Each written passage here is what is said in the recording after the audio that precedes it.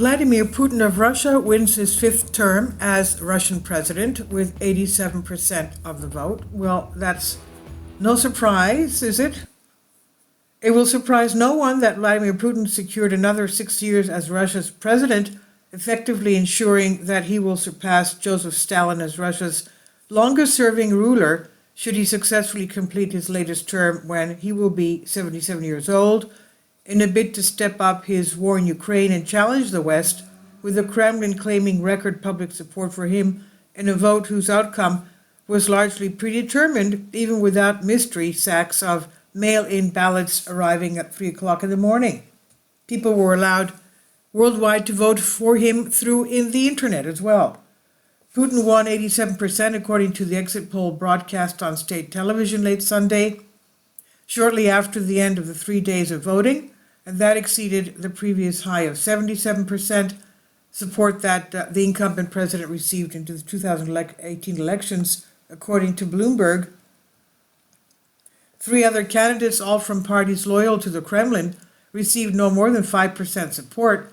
Nearly 4.5 million people voted online in the system used in 29 of Russia's regions for the first time in a presidential election, the Interfax news service reported. Preliminary turnout was 74.22%, the largest in over 3 decades, according to Central Election Commission data shown on state TV.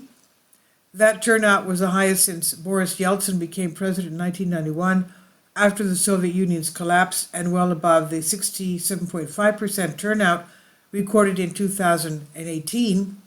At least 6 Russian regions claimed turnout was above 90%. Of note, according to the CEC, Putin received 94.12% of the votes after processing 100% of the protocols in the presidential election of the Russian Federation in the Lugansk People's Republic of former Ukraine. Now, Putin is extending his nearly quarter-century rule into a 5th term at the time when his troops are on the offensive in Ukraine.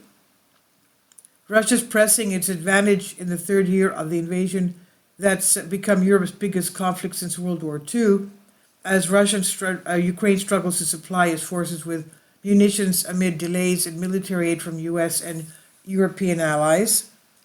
The election outcome gives Putin every chance to implement any, even though the toughest scenarios in Ukraine, said Pavel Danilin, head of Moscow's based Center for Political Analysis, which advises the Kremlin.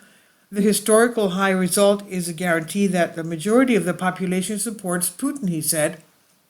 Putin's victory comes as Russia's economy has fully weathered the shock of international sanctions since it began the February 2022 invasion, thanks to a continued flow of energy revenue, which the West has been terrified to halt, as it would mean a surge in global energy prices and a route for Biden in the November 2024 election, as a massive injection of government spending to support the defense industry and shield domestic businesses.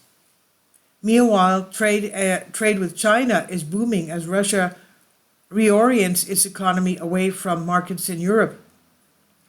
And as noted above, Russia's organized voting in occupied areas of Ukraine, and that claimed turnout far exceeded 80%, even as millions of people have fled the region since the invasion.